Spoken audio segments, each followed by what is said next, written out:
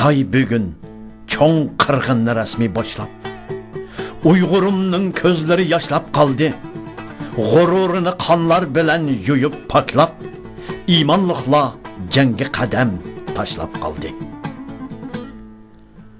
Mal'un Xitoy tugitalmay seni chanab, turmularga nohaq tashlab, sotlab qoldi. İmanыңni, vicdanыңni yurgin axlab, sende faqat dodil qasam kamlab qoldi. Bu vahshilik, yovuzlikni dunyo anglab, manfaatlar g'olib keldi, to'xtab qoldi. Yurivergin o'z yo'lingga haqni yo'qlab, fursat bizni manzillarga boshlab qoldi. O'zimga xitob. Abduri Ahmad Obulqasim Qashqari. Ey hayotlikning halakchiligida aldirash yuribmi, pushman va hasrat chekayotgan, tengir qash qaynamlarga cho'mib, o'ziga va kelgusiga bo'lgan ishonchini yo'qotayotgan bechora inson. To'xta. Yeyotgan tamaqingni, ichayotgan suyingni qo'y. Qilayotgan ishingni tashla. O'shingni yig'ib, bütün vücudun bilan sözümge kulaq sal. Sen imanның halavatini tetigan, öz mecburiyetin ve mesuliyetinni mu bilip yetken musulmansın. Şunaq turib yana nemişqi tengir qaysan? Halal mehnat bilan kasb qilib rizq malaysan. Şunaq turib yana nemişqi boshqalarning oldida bo'yin qissan? Qilayotgan ishingda Allah'ның razılığını maqsad, halal, pak narsalarni vosita qilib turug'liq yana nemişqi ishkilanasan? Yo'q, sen ilgari basmagan tijoratning, duch kelgan ziyonlarning Allah tarafdan kelgan sinoq ekanligini bilib turib, o'zingdan gumonlanma. Sening rizqing, sening qobiliyating va sadoqatingda emas, balki Rabbingda. Sen qo'lga keltirmagan narsalaring uchun hasratlanma. Hem Allah yolda sarf qilib etib, muhtoj bo'lib qolganligingdan o'kinma. Bilib qo'y, Allah'ның sana ata qilayotgan har bir ne'matlarning kaynida son-sanoqsiz savol so'roq, undashlar bor. Sening qo'lga keltiraligining sening g'albang emas, qo'lga keltiramagining sening mag'lubiyating emas. Sening g'alabang va mag'lubiyating ne'matlarning shukronasini o'z loyiqida ado qila olishing yoki qila olmasligingda va qismatlaringga qat'iy sabr qila olishing yoki qilolmasligingda.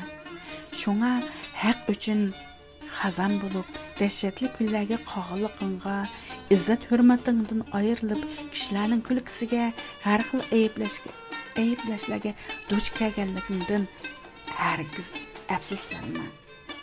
Sen Allah'ның sen bilan birga ekanligiga ishonch qilsang, bütün dünyadaki insanlardan ayrılıp qolganligingga hasratlanma.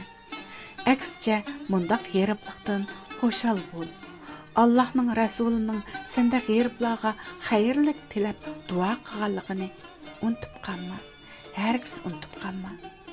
Sen Allah'ның zimini kengri emasmidi degan oyatni o'qib hijrat qilding. Endi o'tingda kuyib, suyingda oqadigan ota-ana, ayol bolalaringni mening siz qanday qilayotgandi deb ortiq g'am qilma.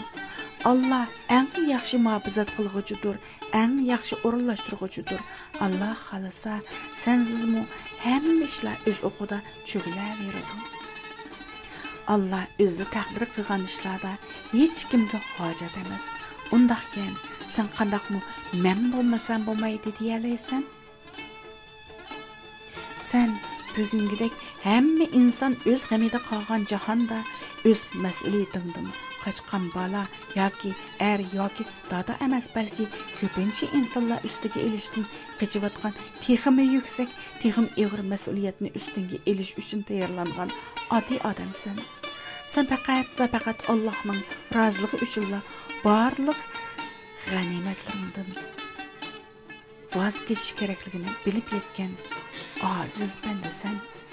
Sen bu cheklik hayotdagi ma'no va ahamiyatni batilning sul'iy zalollariga bo'ysungan oddiy bir oiladan emas, balki jaholat va zulmning qora qo'yinlari qoplagan baxtsiz insonlar orasidagi haqqoniyatning o'chmas mash'allariga aylangan mardoniylarning jafo mushaqqat, xayim xatarlar bilan to'lgan, faqat qonliq badallar bilan murod sohiliga o'lisha oladigan iymon islomning tavranmas, ashu mangu o'zgarmas tavhid maydonlaridan izlavatsan. Diqqat! Agar davoying rostli shundoq bo'lsa, undaqda hayotingdagi muqimlikni murosatchi itoatingdan emas, balki pok e'tiqodingning sunmas irodasidan izla. Agar davoying rostli shundoq bo'lsa, haqiqiy xotirjamlikni zolimning saxovatidan emas, balki Allohga bo'lgan komil iymoningdan izla. Agar davoying rostli shundoq bo'lsa, mangulik baxt saodatingni batilning siyosatidan emas, balki islomning adolatlik soyasidan izla. Agar davoying rostli shundoq bo'lsa, yana bu yo'lda oqqizgan qon tar badallaringning g'alabalik natijalarini kishilarning moyilligidan emas, balki Rabbingning roziligidan izla. E'tiqod, iymon va islomning haqqini ado qilish uchun, kufrning jaholati va zulmatidan qutulish uchun iymonning nurini, islomning adolatini, insoniyatning saodatini izlab, uy makon, el yurt, do'st birodarlaringni tashlab hijrat qilgan kansan. Undaqda yo'l ustida mugdab qolgan karvonlarning ozg'unligidan, topdan tushib qolgan iymoni ojiz irodasi bo'sh fitna basachilarning bahona sababli ig'volardan ko'ralmas azatxo'r, tug'mas to'xidek quruqlarning g'avg'olaridan hargiz qo'rqma, hargiz qo'rqma, hargiz qo'rqma, balki texmi qat'iy bo'l. Allohning roziligini maqsad qilsang, Alloh roziligi maqsading bo'lsa, Rasulullohning sunnati vasitang bo'lsa, ajal sening manziling bo'lsa, qat'iy niyat va mustahkam irodani o'zingga mangulik hamroh qila olasanglar, sen haqiqiy g'oliblardan bo'la olasan. Bo'ldi endi, o'rningdan tur, o'rningdan tur, o'rningdan tur. Nimaga qarab turasan? Tez bo'l. O'zingga ortiq yuklagan barliq g'amlaringni tashla. Allohga tavakkul qil, o'rningdan bas tur. Abu Nasr Farabining bir she'ri. Manbasi internet. Cheksimu zahmat malomat siz tarafdan tandijon. Seni qalbim siz tarafga talpinib shayda hamon. O'ltirolmasman izimda qo'zg'itib turg'ach meni, zo'q umid ikki sabab dalsiz tarafga doiman. Qo'zg'ilib chiqsam safarga sizdan o'zga yo'q vatan, yo izimga qo'yg'ili yo'q bir badal men o'xshagan. Sizdan afzalrak diyor algar ta'arruz qilsimu, ilkiga qalbimni olmoq ishqa oshmas hech qachon. Elvida Nailem ana. Kunduzay Hamud. Xabaringni anglagan kuni yer yerildi, tog'lar o'kirab. Qetib qoldim shu minutlarda, yurak yirtiq, yuzim umcharab. Ko'z oldimda nurluq simoying, yumshoq, keskin, to'g'ri so'zlaring. Men qorningda yotmagan bilan, onam kabi, onam sen o'zing. Almıtaq barğım bar mening, yetti suda kezgüm bar mening. İzlaringni, so'zlaringni izlab el ara, mehring singan igichamni söygüm bar mening. Sen bir ana, elning qizisan. Vatan söygen tumaris kabi. Vatan deb ullab qilgan amgiging her yurakda bar. Bir özgüç təmi. Sen qaldırgan izlerin ayan, el okugan kitaplar ara, Қалам tutqan qo'llaring gul-gul, ro'znomalar esilgan tamda. Harmay chapdi qalam tulparing, izi o'chmas go'harlar ara. Atu pajasi, Uyg'ur dengizi, larziga saldi qalbni yana. Uyg'ur qizi chimangul avud, zindan ichra seni aslaydi. Suhbatlashgan yozg'uchi qizlar har so'zingdan quvvat oladi. Sendin qoldi o'chmas xotira. O'qar suyib o'smir bo'g'ullar. 5 fevral arxivlarining izi Uyg'urda yasar o'chmas uchqullar. Ko'p bo'lsa-mu sendek yazarlar. Ko'p bilinmas balki birlari. Uyg'ur bo'lib Uyg'ur so'yganlar yaltiraydi sendek og'zlari. Elvida igcham, noilam ana. Yatqan joylaring firdavs bo'lsin. Sen bo'ygan, osqan bayroqlar her seherdə bir ümid, bir həvəs tuğsun.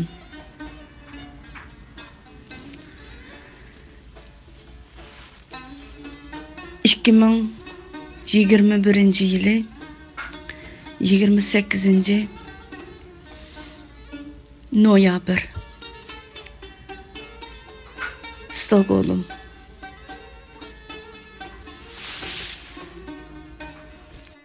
Alisher Navoiy haqida. Abduri Muyassar Xandan. Kichik vaqtlarimda tug'ilgan kunni bek muhim bilatdim. To'liqsizga chiqib dars boshlagan kunlar sinfdagi hammalarning tug'ilgan kunini yodlab olib, muallim bolalarning tizimligini ratlaydigan ishni menga topshirgan edi. Keyinchi bu kunning bek cho'ng ahamiyati qolmadi.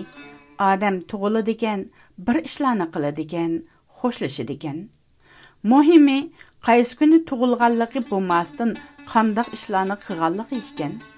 Bularni tunib yetganimda ömür suvdek eqiyotadi. Bugun miladiya kalendari bo'yicha Alisher Navoiy dunyoga kelganiga 581 yil bo'lgan kun. Bu kunni muhim bilish bilmaslik har kimning o'z qo'lida. Mening faqat bu kun esimga kelib qolganligi uchun Navoiy haqida ozroq paransag'im keldi. Bolaligimiz uning ismini Navoiy degan chaqchaqlar bilan tanidi. Navoiylik qilmay, Navo qilganligini she'rlar bilan tanishishga boshlaganda andin tushundik. Amaliyotda ikkisining men uchun cho'ng farqi yo'q. Navoiylarmi san'atkor. Nan Uyg'urning qadimiy san'atlarining biri. Navoiymi san'atkor, she'r uning san'ati.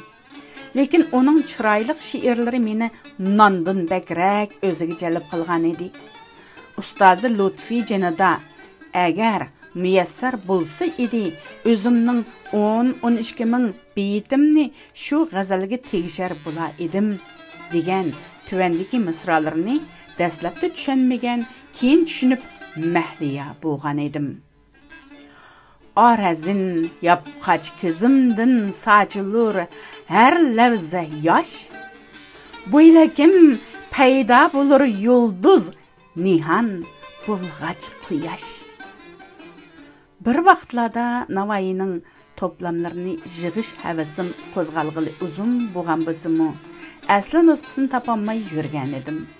Ahir vatanda chiqqan toplamlarimdan kichikroq xabar topdim va bir amal qilib shohona asarlarni akaldirdim.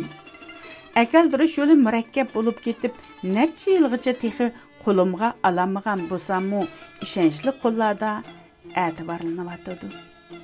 Klassik shoirlar tarixning qimmatlik tavarruklari sifatida har birimizga o'xshamagan tuyg'ularni berishi, balkim ba'zilar uchun hech qanday ahamiyat bo'lmasligi mumkin. Garchi tushunish uchun ko'p izlanishimiz kerak bo'lsa-mu, mangu vaqti o'tmaydigan she'rlar bilan millatlar orasida talashqa qolgan Navoiyni Mashrabni, Lutfini bilgandan buyon shoirlik men uchun yetkili bo'lmaydigan bir daraja bo'lib kelmoqda. Shuning uchun o'zimni shoir deb baxmadim va balkim hech qachon bu nomga o'zimni loyiq deb o'ylayolmayman. Ko'nrab qolgan so'zlardek Navoiy qalbimizda mangu hayot degim yo'q. U asarlarda hayot. Xuddi Lutfullo Mutallib aytgandek, yozgandek. Onun mazarini her bir varaqdan izda. Gümbaz qabrisini her mısradan izda. O ijod daryosiga cho'milgan, o her mısra töbüge ko'milgan. Lutfullo Mutallib ta'siratimdan. Bugungi programmamiz mush yerda oxirlashdi. Diqqat berganingizga rahmat. Ko'rishguncha omon bo'linglar, aziz qarindoshlarim.